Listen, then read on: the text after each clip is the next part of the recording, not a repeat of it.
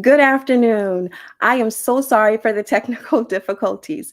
I hope everybody is doing well. I'm doing okay. I don't know what's going on. But again, my name is Renarda Joy.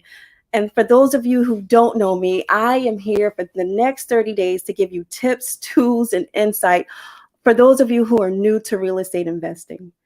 I am on a mission to help shrink the intergenerational wealth gap through real estate investing. And I want to use this platform to sound the alarm. Now, if you've missed any of our conversations, I invite you to go back and listen to those conversations because we've talked about how to have a legacy mindset, right? We talked about myths and misinformation. Now, before I get into tonight's conversation, I want to know where you're from, what's your name, and if you've gotten any value with anything that we've talked about so far this week, please feel free to leave that in the comments as well. So tonight's conversation is just a continuance from yesterday about myths and misinformation. Remember, I said, depending on who you talk to, you're going to get mixed information or mixed reactions to real estate investing. Let's jump right into it. You may hear somebody say, it's all about time in the market. Honestly, there's no crystal ball. When you hear an economist give you their predictions, they're basing this off of historical data, right? They're looking at the trends. What you should focus on is understanding how to run numbers, how to understand key indicators, and determine what's going to be your buying strategy. Now, the next myth, we talked a little bit about it yesterday. Remember, we talked about, can you work and be a landlord at the same time? And we decided, yes, you can. You just need to have systems or you can outsource it. Another myth that goes right along with that is being a landlord is hard work. Yes, it is hard work. But again, you can have systems and you can outsource it. But the main thing that you need to focus on is this a hobby or is this a business? You should be running this like a business. It doesn't matter if you're going to outsource it. You need to decide, how do you want to conduct business? How do you want it to look like? Because after all, it's going to reflect you, right? The last myth that I want to talk about is you hear people say it's risky business.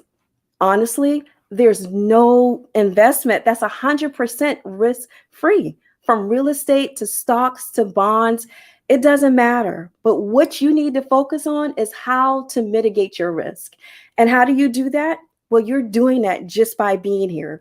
You're getting the information. You're arming yourself with knowledge. Let me give you an example.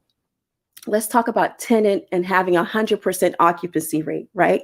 That's something that you should strive to always have. But how do you have that?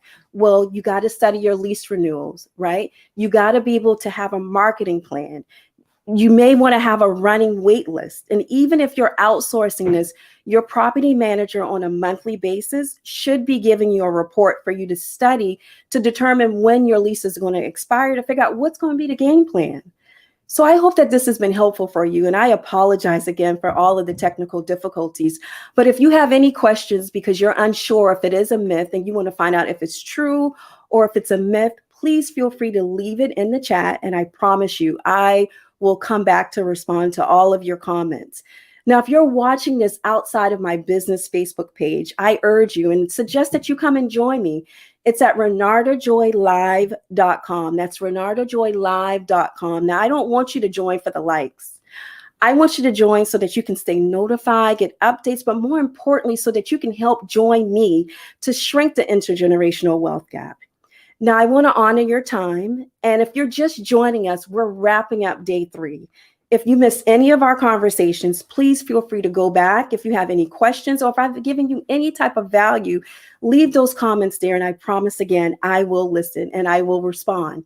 So I will see you guys tomorrow, 6 p.m. EST. And again, I apologize for the technical difficulties. Have a good night.